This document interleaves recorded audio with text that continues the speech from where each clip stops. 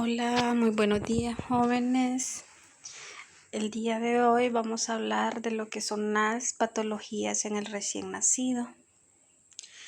Vamos a hablar de lo que es la apnea, que esta se establece la presencia de apnea cuando hay un cese de la respiración por más de 20 segundos o menos si se asocia con signos como la cianosis, bradicardia e hipotonía.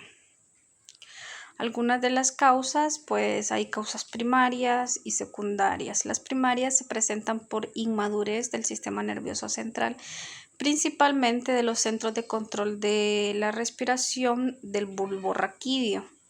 Normalmente, ¿verdad?, el más afectado son los recién nacidos pretérmino.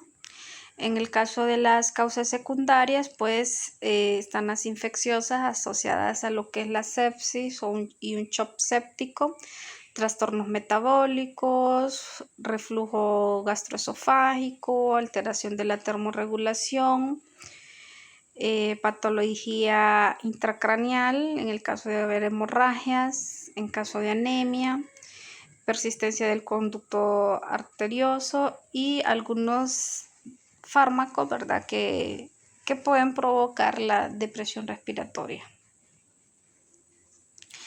El manejo tiene que haber estimulación táctil, se debe de hacer o frotar, ¿verdad?, con un campito o un paño la espalda, dar palmadas en la planta de los pies, colocar en posición de cúbito ventral.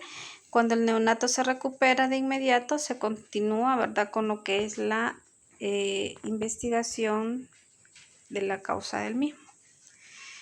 El manejo, el tratamiento, pues el manejo farmacológico con metilhexantinas, se hace una terapia de cafeína para el tratamiento de la apnea del prematuro, que ha sido muy bien establecida en los últimos años con una dosis alta, ¿verdad?, una carga de 40 miligramos por kilogramo peso diario, una dosis de mantenimiento de 20 miligramos por kilogramo peso cada día y una dosis baja de 20 miligramos por kilogramo peso al día y el mantenimiento de 10 miligramos por kilogramo peso al día. La aminofilina, que va de 6 a 8 miligramos kilogramo peso en dosis intravenosas, luego de un 1.5 a 3 miligramos por kilogramo peso cada 8 horas, que esa sería ya la dosis de mantenimiento, y mantener los valores terapéuticos entre 10 y 18 miligramos por decilitro. La teofilina, uso de vía oral, y la dosis de impregnación y mantenimiento, que es la misma que en el caso de la aminofilina, que está mencionada anteriormente. La enterocolitis necrotizante o necrosante es una enfermedad gastrointestinal que consiste en una lesión necrótica de las paredes intestinales que en ocasiones con paso de gas entre los tejidos lesionados. Algunos de los factores de riesgo: los eventos patológicos de isquemia intestinal, la colonización del intestino por bacterias patológicas y el exceso de sustrato de proteína en el lumen intestinal consideran las causas. Entre las que se encuentran lo que es la prematurez, hay una inmadurez del tubo gastrointestinal, la asfixia perinatal, alimentación con sucedáneos de lactancia materna, volumen de leche alto, osmolaridad y concentración elevado, colonización e infección gastrointestinal y lo que son las infecciones asociadas a la atención de salud o las antes conocidas como las infecciones intrahospitalarias o infecciones nosocomiales. Algunas de las manifestaciones clínicas: la distensión abdominal, intolerancia al alimento, residuo gástrico, vómito, ilio y peristaltismo disminuido, presencia de sangre en las heces y sangrado digestivo alto. O sea que sangrado digestivo alto y bajo. El manejo terapéutico: una vez que se establece la sospecha y se hayan realizado los estudios confirmatorios básicos, se indicará el tratamiento de la enterocolitis necrosante, nada por boca, sonda orogástrica, a gravedad para mantener el estómago vacío, signos vitales, ¿verdad? Deben de ser por turno, haciendo énfasis en la presión arterial, líquidos por vía endovenosa, antibióticos, radiografía de abdomen, idealmente de pie, para ver, de ser posible, cada día para vigilar la evolución, saturación de oxígeno e intervención quirúrgica en los casos extremos. Ahora tenemos lo que es el síndrome de dificultad respiratoria, anteriormente conocido como la enfermedad de las membranas hialinas. Este es un cuadro respiratorio agudo que afecta exclusivamente a los recién nacidos prematuros, sobre todo, ¿verdad?, aquellos prematuros que nacen antes de las 32 semanas de gestación. Algunos de los signos y síntomas: hay dificultad respiratoria progresiva, cianosis, hay quejido, taquipnea, retracciones intercostales y sifoideas.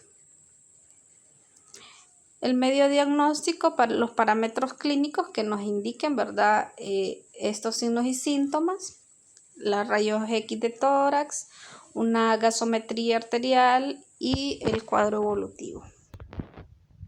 El manejo: medición de la oximetría del pulso preductal. En caso de necesitar apoyo de oxígeno, se deberá administrar idealmente con blender y no deberá utilizarse el oxígeno al 100%.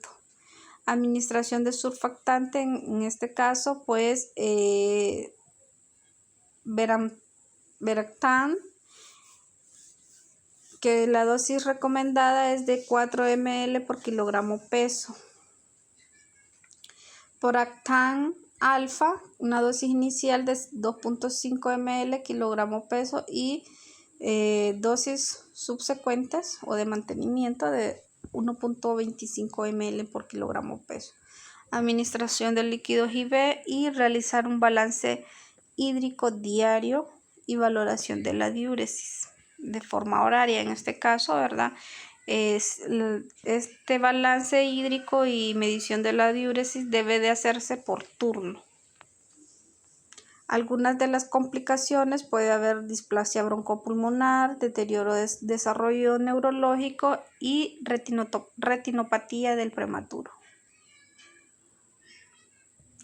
La prevención: una reanimación adecuada, una ventilación mecánica asistida. Recordemos que en este caso nuestro hospital no cuenta con ventiladores mecánicos, o sea que un recién nacido con este tipo de situaciones debe de ser enviado, ¿verdad?, al materno infantil. Y de hecho, si ya se sabe que va a ser un prematuro menor de 32 semanas, se hace todo lo posible para administrar tocolíticos y poder enviar a la paciente, ¿verdad?, para que el parto no sea aquí a nivel de nuestro hospital, ya que no cuenta con ventiladores mecánicos. Tratamiento adecuado de las infecciones. El síndrome de aspiración meconial, conocido como SAM, este es un cuadro de dificultad respiratoria, producto de la aspiración del líquido amniótico teñido de meconio dentro de lo que es la vía aérea. Recordemos que el líquido amniótico puede ir teñido y de acuerdo a esto se clasifica, ¿verdad?, el grado. La aspiración puede ocurrir antes, durante o inmediatamente después del parto. Algunas de las causas: obstrucción de la vía aérea, neumonía química, inhibición del surfactante pulmonar, cantidad de meconio aspirado, hipoxemia. El SAM o síndrome de aspiración meconial induce a una hipoxemia por 5 causas: obstrucción de la vía aérea, hay una vasoconstricción, hipertensión pulmonar, inactivación del surfactante pulmonar, sepsis y neumonitis química. El diagnóstico: es evidente, ¿verdad?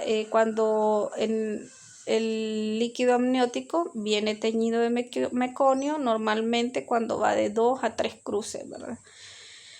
Dificultad respiratoria. Obviamente el recién nacido va a tener esa dificultad respiratoria al momento del nacimiento y por eso es muy importante la valoración que hacemos de ver, ¿verdad? Clasificar el meconio, el líquido teñido de meconio, con meconio, valorar el Apgar, porque una de las valoraciones que hacemos es la respiración. Entonces, dificultad respiratoria al nacer o poco tiempo después del nacimiento, podemos identificar taquipnea, retracciones, quejidos o disminución en la saturación de oxígeno. Auscultación pulmonar, y entonces acá si se encuentran ruidos como crépitos o roncos. Radiografías compatibles con SAM, ya esto ya con pruebas ya de laboratorio, ya con pruebas confirmatorias. Aumento del diámetro anteroposterior del tórax. El manejo, oxígeno, tenemos que dar una oxigenoterapia, normalizar la presión arterial, corrección de hipoglicemia u otros trastornos metabólicos, mantener eutérmico, o sea que mantener la temperatura corporal, evitar la manipulación excesiva y la agitación que puede provocar hipertensión pulmonar y lo que va a conllevar a un cortocircuito de derecha a izquierda y que finalmente provoca a hipoxia y acidosis. Monitoreo continuo de los signos vitales, monitoreo de la diuresis, el aporte de líquidos endovenosos que deberá ser de 60 cc kilogramo día. Algunos de los neonatos pues requieren apoyo únicamente con casco cefálico, aproximadamente 40% de los neonatos con SAM requieren de ventilación mecánica, 10% requieren ventilación a presión positiva, CPAP. Entonces vean ustedes que hay ciertas situaciones o complicaciones en los recién nacidos que nuestro nivel hospitalario pues no está apto para el manejo del mismo. Surfactantes, Survanta y Curosulfur y el uso de antibióticos de primera línea, que la primera, ya vamos a ver más adelante, ¿verdad? El cuadro de antibióticos de acuerdo a la norma materno-neonatal. La neumonía congénita o connatal es una infección pulmonar que lleva a hipoxia por compromiso del parénquima y baja de reserva de oxigenación en el recién nacido. Se transmite de madre al feto o recién nacido durante lo que es el trabajo de parto o nacimiento. Los tipos de neumonía connatal están la congénita, el agente infeccioso, se transmite por vía transplacentaria, intrauterina, cuando el feto degluta el líquido amniótico infectado por el microorganismo que ascienden desde la cavidad vaginal o por una ruptura prematura de las membranas.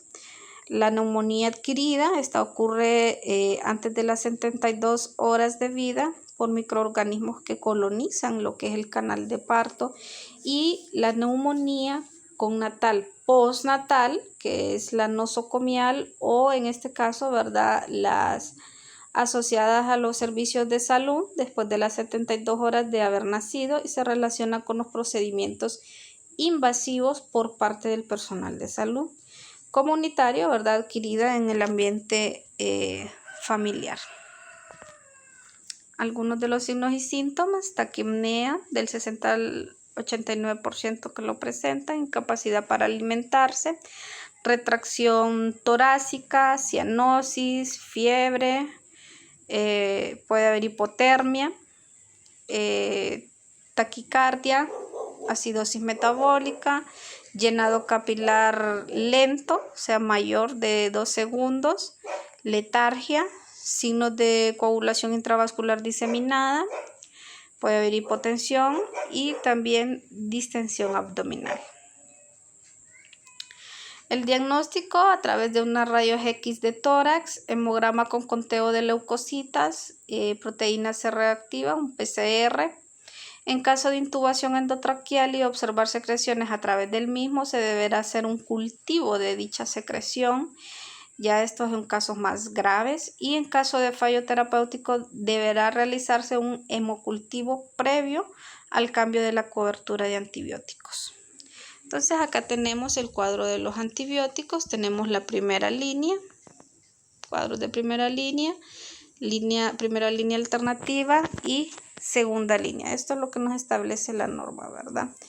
En caso de un recién nacido potencialmente séptico, una sepsis temprana o tardía, que de hecho les dejé una tarea, ¿verdad?, de hacer un cuadro sinóptico de lo que es la sepsis neonatal, que incluye, ¿verdad?, sepsis neonatal temprana, sepsis neonatal tardía y la neumonía con natal. La primera línea, o sea, los fármacos de primera línea son la ampicilina más gentamicina o amicacina. En el caso de la ampicilina se puede llevar hasta 10 días. En el caso de la gentamicina o amicacina, no más de 7 días. No podemos exceder de 7 días porque si no exponemos al neonato, ¿verdad? Y específicamente el daño que recibe es un daño visual. La primera línea alternativa, en caso, por ejemplo, de por decirlo así, no vemos mejoría con los fármacos de primera línea, se debe de administrar ampicilina más sulbactam, que es el tazocin, más la amicacina. O sea, se continúa con la amicacina. En el caso de que este fármaco falle, entonces vamos a la segunda línea, que es piperacilina más tazobactam, tazocin, amicacina o ceftazidime más la amicacina.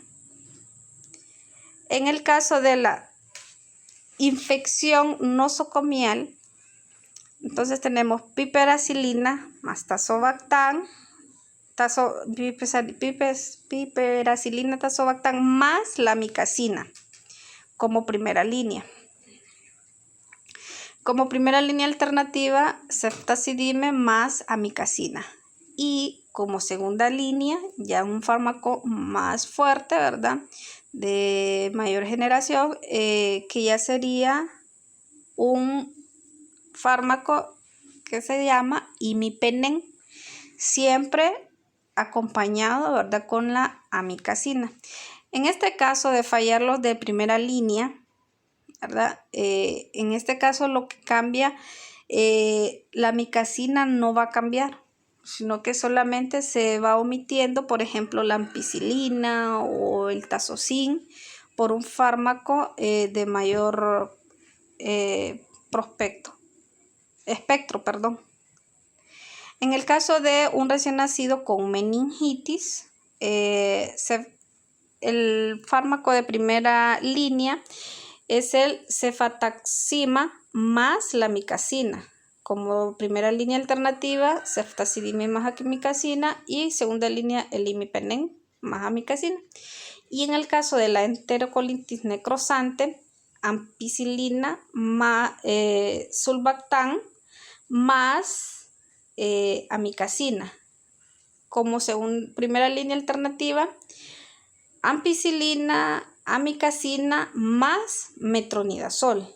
Y como segunda línea, imipenem más amicacina. Entonces, este es el cuadro, ¿verdad?, de antibióticos para el manejo de las infecciones neonatales y que debemos tener en cuenta, ¿verdad?, los fármacos que son de primera línea. Muy importante, ¿qué pasa? ¿Cómo vamos a determinar si estos fármacos están siendo efectivos o no? De acuerdo a los exámenes de laboratorio que en este caso el pediatra indique, ¿verdad? Si esta primera línea no surge efecto, entonces nos vamos con ampicilina más sulbactam, más la amikacina. Si ya este fármaco tiene en 48 horas no da resultado, ¿verdad? Ya se pasa al tazocin, que sería la piperacilina más tazobactam más la amikacina. O bien puede ser el ceftazidime o más la amikacina. De cualquiera de esos dos, ¿verdad? Ya sea el tazocin o el ceftazidime con la amikacina. Y de esta manera, ¿verdad? Pues se utiliza este cuadro de primera línea alternativa o segunda línea para el manejo de las sepsis neonatales.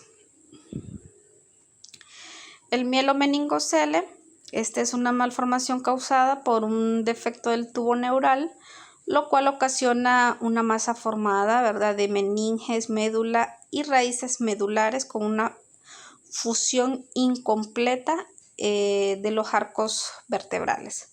La prevención más eficaz para este problema es la suplementación de ácido fólico. Vean cuán importante, ¿verdad?, es la profilaxis previa, o sea, profilaxis que debe de tener de ácido fólico la mujer antes de decidir embarazarse, y cuán fundamental es ese ácido fólico en el primer trimestre del embarazo.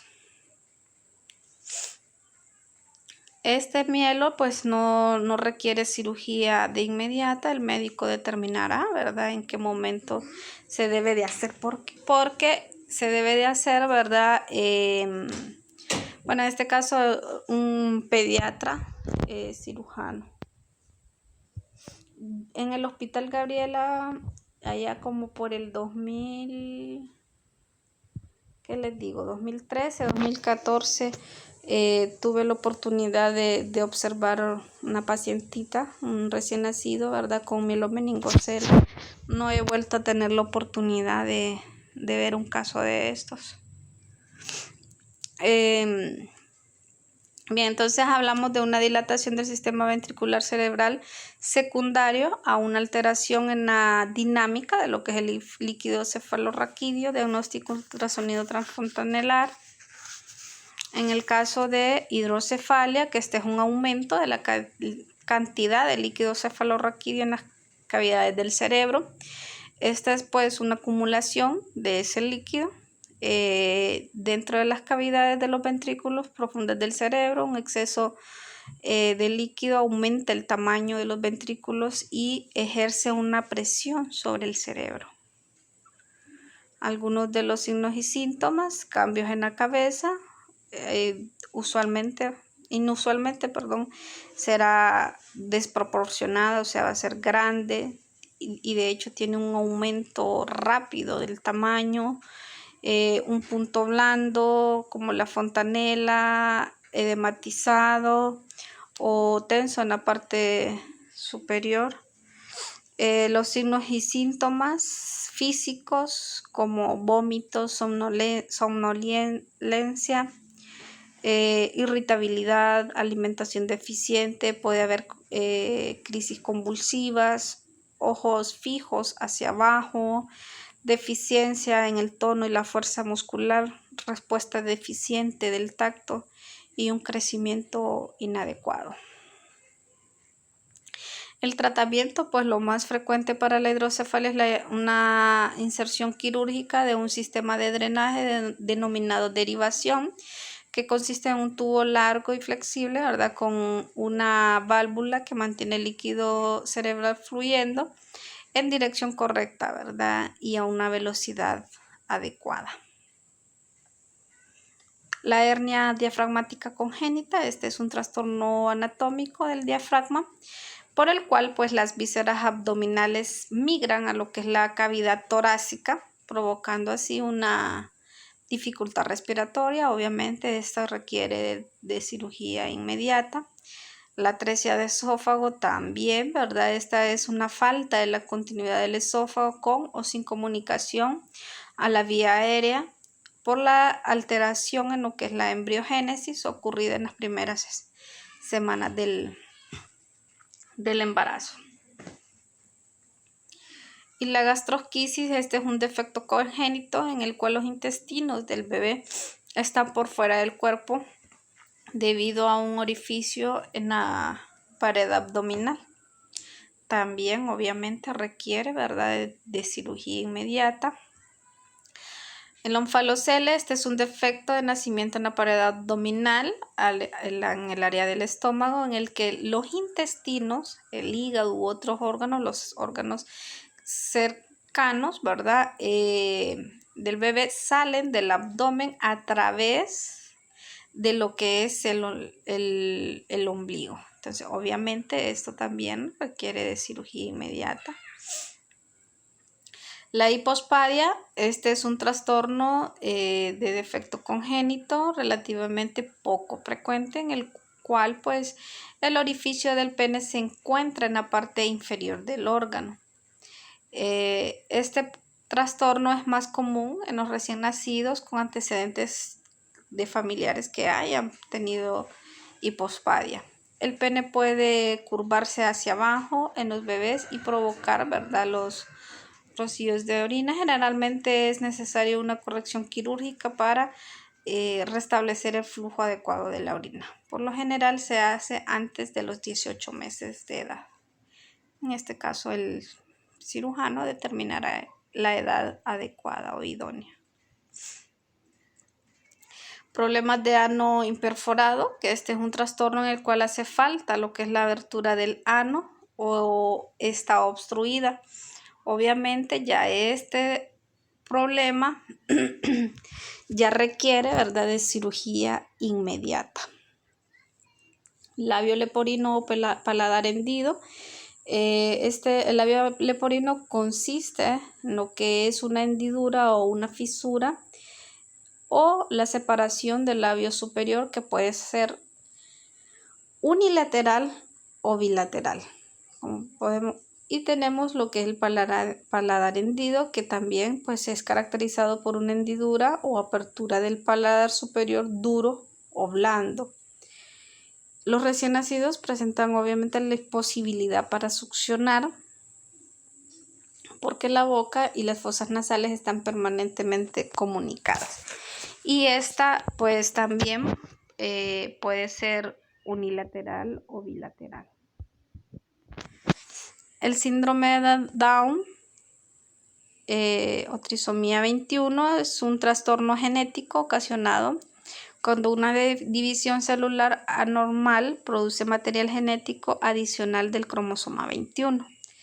Se caracteriza por una apariencia física típica, discapacidad intelectual, retraso o en lo que es el desarrollo psicomotor. Además, puede estar asociado con enfermedades cardíacas y problemas de la glándula tiroides. Algunas características de estos pacientes con síndrome de Down: un perfil facial plano, la nariz pequeña, con una nariz plana, boca pequeña, protrusión lingual, orejas pequeñas, cuello corto, hay escaso reflejo de moro, leve microcefalia, piel abundante en la región cervical, los manos y dedos cortos, pliegues epicantos, el pene y los testículos de menor volumen, el espacio interdigital amplio, hay clinodactilia, tienden a tener los dedos como encurvados, moteado del iris en los ojos. Y estas serían las patologías de un recién nacido perinatal expuesto, ¿verdad? Problemas de toxoplasmosis, síndrome de rubiola congénita, sífilis congénita, malaria, Chagas congénito. Bien, eso en relación a las patologías, ¿verdad?, en el recién nacido. Gracias por su atención y pues ante cualquier duda, ya saben, me pueden abordar por WhatsApp. Feliz día.